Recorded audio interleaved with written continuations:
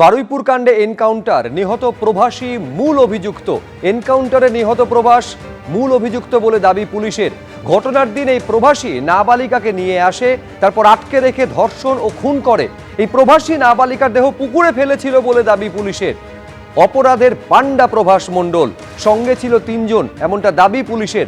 আগেই 3 অভিযুক্তকে গ্রেফতার করেছে পুলিশ। বারবার বিভ্রান্তিকর বয়ান দিচ্ছিল প্রভাস মণ্ডল, আর সেজন্যই প্রভাসকে নিয়ে ঘটনার পুনর্নির্মাণ করতে যাওয়া হয়। পুনর্নির্মাণের সময় পুলিশের সার্ভিস রিভলভার ছিনিয়ে নিয়ে পালানোর চেষ্টা করে প্রভাস। পালানোর সময় পুলিশকে লক্ষ্য করে গুলি ছোড়ে প্রভাস। আত্মরক্ষার্থে প্রভাসকে পাল্টা গুলি ছোড়া হয় দাবি পুলিশের।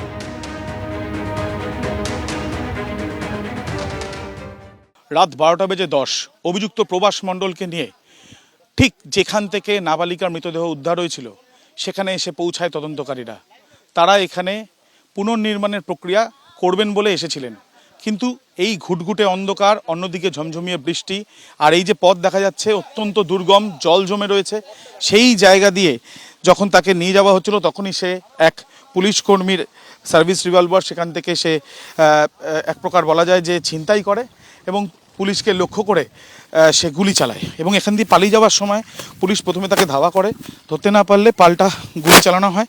এবং গুলি চালানোর পর যেটা দেখা যাচ্ছে যে তার গুলিবিদ্ধ হয় সে, এবং গুলিবিদ্ধ হওয়ার পরে ঠিক যে জায়গায় আমরা দাঁড়িয়ে আছি চারিদিকে ক্ষেত এবং জলাশয়, এখানে আশেপাশে কোনো মানুষ বসবাস সেইভাবে করেন না।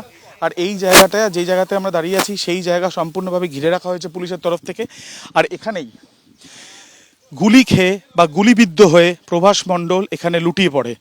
এরপর পুলিশ আধিকারিকরা তাকে সেখান থেকে নিয়ে স্থানীয় যে হাসপাতাল রয়েছে সেখানে নিয়ে গেলে সেখানে যিনি কর্তব্যরত চিকিৎসক তিনি মৃত বলে ঘোষণা করেন।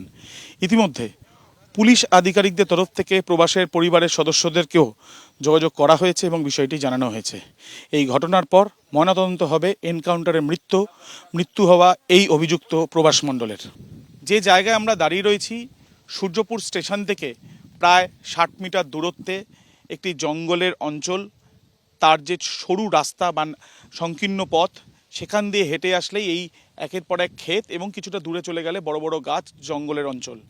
যে জায়গাটা পুলিশের তরফ থেকে ঘিরে রাখা হয়েছে সেটা হচ্ছে একটা জলাশয়, বা দূরে ক্ষেত থাকলেও মাঝখানে এই জলাশয়। যে জলাশয়ে ব্যবহার হয়তো কেউই করেন না আশেপাশের কোনো বাসিন্দারা, তার কারণ এখানে আশেপাশে বসবাসকারী সেরকম কেউ নেই। প্রভাস মণ্ডল যাকে গ্রেপ্তার করা হয়েছিল, সেই প্রভাস মণ্ডল এই জায়গাটা আগে থেকেই খুব ভালোভাবে সে চিনত এবং এই জায়গাতেই বস্তাবন্দি অবস্থায় ওই নাবালিকাকে খুন করার পরে ফেলে দেওয়া হয় যাতে কেউ সন্দেহ না করে। যেদিনকে এই ঘটনা সেদিনকে ঝমঝমিয়ে পড়ছে বৃষ্টি দুপুর থেকে। ঘটনার যে জায়গায় প্রথম সিসি ক্যামেরা ধরা পড়েছে যে এই প্রভাস মণ্ডল হেঁটে যাচ্ছে, সেখান থেকে এই পথে আসতে গেলে প্রায় 750 মিটার রাস্তা দিয়ে, কিন্তু যেখানে সিসি ক্যামেরার ফুটেজে প্রভাস মণ্ডলকে দেখা গিয়েছিল সেখান থেকে পাশেই একটা শর্টকাট রাস্তা রয়েছে, যে রাস্তাও একই রকমভাবে যেটা জানা যাচ্ছে যে এরকমই নির্জন। সেই পথ অবলম্বন করা হয়েছে। সেখানে একটি মাত্র সিসি ক্যামেরা ছিল, যেই সিসি ক্যামেরা ঝড়ের কারণে সেই আগেই তার কাটা অবস্থায়, অর্থাৎ সেটা অকেজো, সেইভাবে আলোর ব্যবস্থা নেই। সরাসরি এসে লাইন ক্রস করে এই জলাশয়ের মধ্যেই ওই নাবালিকাকে মৃত অবস্থায় বস্তার মধ্যে ঢুকিয়ে ফেলে দেওয়া হয় যাতে কেউ কোনো সন্দেহ না করে। তাই এই জায়গাকেই বেছে নেওয়া হয়েছিল এবং এখানেই সুপরিকল্পনা এবং পরিকল্পনা একা এক ব্যক্তি শুধু করেছে এমনটা মনে করছিল না তদন্তকারী আধিকারিকরা। কিন্তু সিসি ক্যামেরার ফুটেজে যখন থেকে এই প্রভাসকে দেখা যায়, তার পরবর্তীকালে তদন্ত যত এগোয় তারা নিশ্চিত হন ঘটনার মূল অভিযুক্ত প্রভাস মণ্ডল, যাকে ইতিমধ্যে এনকাউন্টার করা হয়েছে। এই প্রভাস মণ্ডলই হচ্ছে মূল অভিযুক্ত বলে দাবি পুলিশের। ঘটনা যেদিন ঘটে সেদিন প্রভাসী নাবালিকাকে নিয়ে গেছিল, তারপর নাবালিকাকে আটকে রেখে ধর্ষণ করা হয় এবং তারপর খুন করা হয়। প্রভাস নাবালিকার দেহ পুকুরে ফেলেছিল বলে দাবি পুলিশের। এই যে অপরাধ সংগঠিত হয়েছিল তার পাণ্ডা হচ্ছে প্রভাস মণ্ডল, সঙ্গে আরো 3 জন ছিল বলে দাবি পুলিশের। আগেই 3 অভিযুক্তকে গ্রেফতার করেছে পুলিশ। আমাদের সঙ্গে রয়েছেন মৃত নাবালিকার বাবা, তার সঙ্গে আমরা কথা বলে নেব। আজকে সকালবেলায় জানা গেল যে প্রভাস মণ্ডল তাকে এনকাউন্টার করে করা হয়েছে পুলিশের তরফে এবং তার মৃত্যু হয়েছে, কি বলবেন? না, আমি তাতে খুশি হয়েছি। দাদার কাছে কালকে গিয়েছিলাম, দাদা বলেছে আমার উপর ভরসা রাখো। দাদার উপর ফুল ভরসা আছে, রাস্তা আছে, পুলিশের উপর পুলিশ প্রশাসনের উপর ফুল ভরসা আছে, এটুকুই বলবো। মুখ্যমন্ত্রী শুভেন্দু অধিকারীকে আমরা দেখেছিলাম যে তিনি স্পষ্টত বলেছিলেন যে কাউকে রেয়াত করা হবে না। এরপরে গতকাল তিনি যখন আসেন এসপি অফিসে আপনাদের সাথে দেখা হয় এবং তার আগে ফোনেও কথা হয়েছিল। কি কথা হয়েছিল এবং এই ঘটনার পরে যখন জানতে পারলেন তারপরে কি বলবেন এবং কথা হয়েছে কি? আর দাদা ফোন করার পরে তারপরেতেই এসপি অফিসে গেলাম, তো দাদার সঙ্গে যেটুকাই কথা হলো তাতে আমি খুশি। দাদার উপর ভরসা আছে। দাদা বললে তুমি শুধু দেখো, তারপরে আমি তোমার বাড়িতে যাব। আমাদের সঙ্গে রয়েছেন মৃত নাবালিকার বাবা, তার সঙ্গে আমরা কথা বলে নেব। আজকে সকালবেলায় জানা গেল যে প্রভাস মণ্ডল তাকে এনকাউন্টার করে করা হয়েছে পুলিশের তরফে এবং তার মৃত্যু হয়েছে, কি বলবেন? না, আমি তাতে খুশি হয়েছি। দাদার কাছে কালকে গিয়েছিলাম, দাদা বলেছে আমার উপর ভরসা রাখো। দাদার উপর ফুল ভরসা আছে, রাস্তা আছে, পুলিশের উপর পুলিশ প্রশাসনের উপর ফুল ভরসা আছে, এটুকুই বলবো। মুখ্যমন্ত্রী শুভেন্দু অধিকারীকে আমরা দেখেছিলাম যে তিনি স্পষ্টত বলেছিলেন যে কাউকে রেয়াত করা হবে না। এরপরে গতকাল তিনি যখন আসেন এসপি অফিসে আপনাদের সাথে দেখা হয় এবং তার আগে ফোনেও কথা হয়েছিল। কি কথা হয়েছিল এবং এই ঘটনার পরে যখন জানতে পারলেন তারপরে কি বলবেন এবং কথা হয়েছে কি? আর দাদা ফোন করার পরে তারপরেতেই এসপি অফিসে গেলাম, তো দাদার সঙ্গে যেটুকাই কথা হলো তাতে আমি খুশি। দাদার উপর ভরসা আছে। দাদা বললে তুমি শুধু দেখো, তারপরে আমি তোমার বাড়িতে যাব। আমার বিয়ের পরেও আমি ওর নোংরামও দেখেছি, অনেক অত্যাচার করে আমি এখন সংসার করছি। তো এটা আমি মানে মেনেই নিয়েছি যে ও করেছে। আচ্ছা, এই যে পুলিশের গুলিতে মারা গেল, কিছু বলবেন? না, ও অন্যায় করেছে, ও দোষ করেছে, ও হচ্ছে গুলি খেয়েছে, এটা বলার কিছু নেই। পুলিশের এনকাউন্টার আর তাতে মৃত্যু হয়েছে প্রভাস মণ্ডলের, তা নিয়ে কি বলছেন অভয়ার মা বিজেপি বিধায়ক রত্না দেবনাথ, আসুন দেখি। শুধু এই আরজি করের ঘটনাই নয়, বিভিন্ন সময় আমরা দেখেছি যে প্রাক্তন মুখ্যমন্ত্রী কখনো এই ধরনের ঘটনাকে ছোট ঘটনা, কখনো অন্যান্যভাবে আখ্যায়িত করেছেন। সেই জিনিসটা কিভাবে দেখেন? আমাদের এই ঘটনাটাতেও সিবিআই বলেছে মেয়েটার ভাগ্য খারাপ, এটা একটা ছোট ঘটনা, এটা নিয়ে রাজনীতি হচ্ছে। একটা ডাক্তার তার এমডি কমপ্লিট করতে মাত্র 6 মাস বাকি, এত কষ্ট এত পরিশ্রম করে সে যখন একদম ভালো সেটেলড হয়ে একটা সংসার আবদ্ধ হবে, বিয়ে দেব তার, আমরা ভালো থাকবো, ঠিক সেই মুহূর্তে কি হয়ে গেল, সমস্ত সংসারটা আমার ছারখার হয়ে গেল। আর সেই ছেলেটা যারা এতদিন ধরে একসাথে পড়াশোনা করে, পড়াশোনা শেষ হলে সেটেলড হবে, সেই ছেলেটার জন্যও আমার অনেক কষ্ট হয়। আমি ভাবতেও পারি না এইটা একটা সুরক্ষিত বলয়ের মধ্যে কেন ঘটলো এই ঘটনাটা আমার মেয়ের সঙ্গে। মনের মধ্যে কোথাও আপনারও মনে হয় যে ক্যাপিটাল পানিশমেন্ট? ক্যাপিটাল পানিশমেন্ট তো পরে, আগে আসলে অপরাধীরা অন্তত ধরা তো পড়ুক। আমাদের এলাকার যেমন 3 জন, নির্মল ঘোষ, সোমনাথ দে, সঞ্জীব মুখার্জি, তারা কেন গ্রিন করিডর করে আমার মেয়েকে নিয়ে চলে এলো? আমরা তো চাইনি, অত তাড়াহুড়া তো আমরা চাইনি। মানে শ্মশানে 3-4টে ডেড বডি ছিল, 3টে ডেড বডি ছিল। তারপরে আমার মেয়েকে যেখানে নিয়ে শায়িত করে রেখেছিল সেখানে ডেড বডি যায়ই না, কেউ যায় না সেখানে। ওরা, আমার এগুলো বলতেও মানে এত কষ্ট হয়।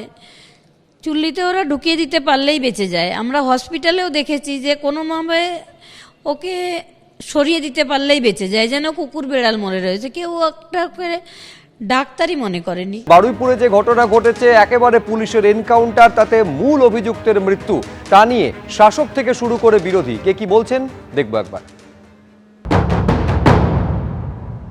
কামদুনিতে যে অপরাধ হয়েছে, কি তৃণমূলের কি ভূমিকা ছিল? অপরাধীকে কেউ বাঁচাতে পারবে না। যারা খুন করেছে, যারা গণধর্ষণ করেছে, তাদের পাতাল থেকেও খুঁজে বার করা হয়। আর কেউ এই ধরনের অপরাধ করলে, বিহার থেকে শুটার নিয়ে এলে, উত্তরপ্রদেশ থেকে শুটার নিয়ে এলে, যে বলেন যে বিহারের যে একটা চালু হয়েছিল এখানে, এই ঘটনার বলি অনেকেই হয়েছে।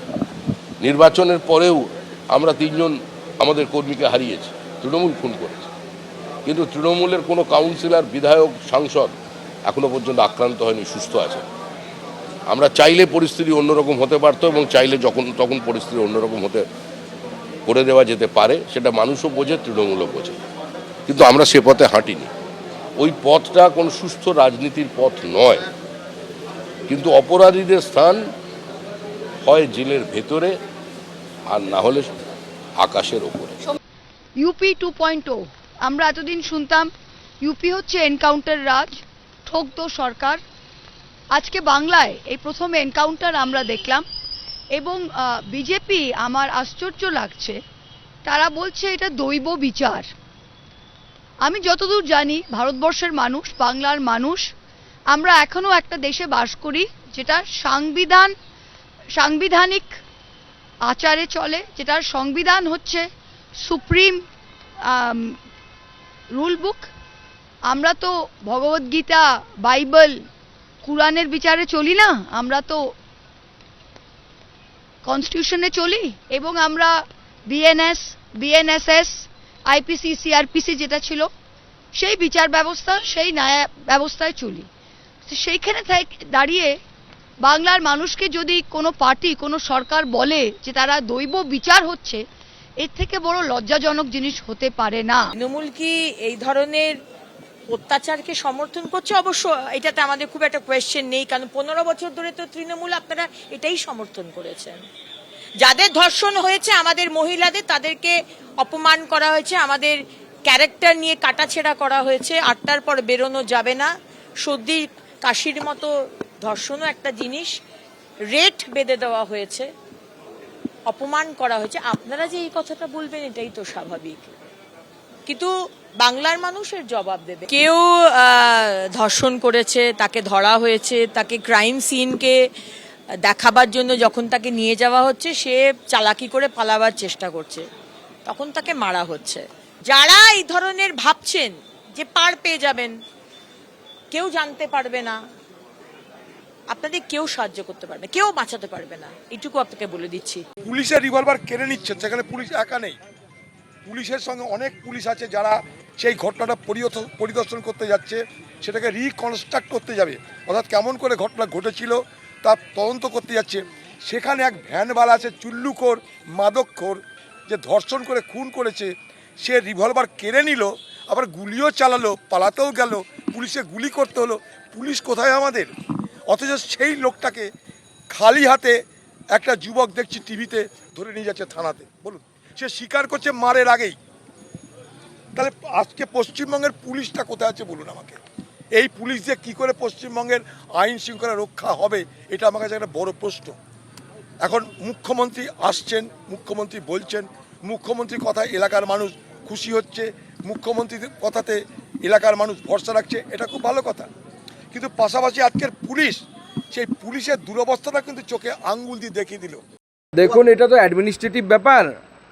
আমি একজন রাজনৈতিক নেতা হিসাবে তো বলতে পারি না যে কি হয়েছে, পুলিশই বলবে আপনাদেরকে কি হয়েছে। সে নাকি পুলিশেরই অস্ত্র ছিনিয়ে নিয়ে পালানোর চেষ্টা করছিল এবং পুলিশের দিকে গুলি চালিয়েছে বা এরকম কিছু হয়েছে, আমরা এক্স্যাক্ট জানি না, প্রশাসনই বলবে আপনাদেরকে। তো স্বাভাবিকভাবে পুলিশের দিকে গুলি ছুড়লে পরে পুলিশ তো আর তার দিকে জয়নগরের মোয়া ছুড়বে না, পুলিশও গুলিই ছুড়বে। এবিপি আনন্দ, এগিয়ে থাকে, এগিয়ে রাখে।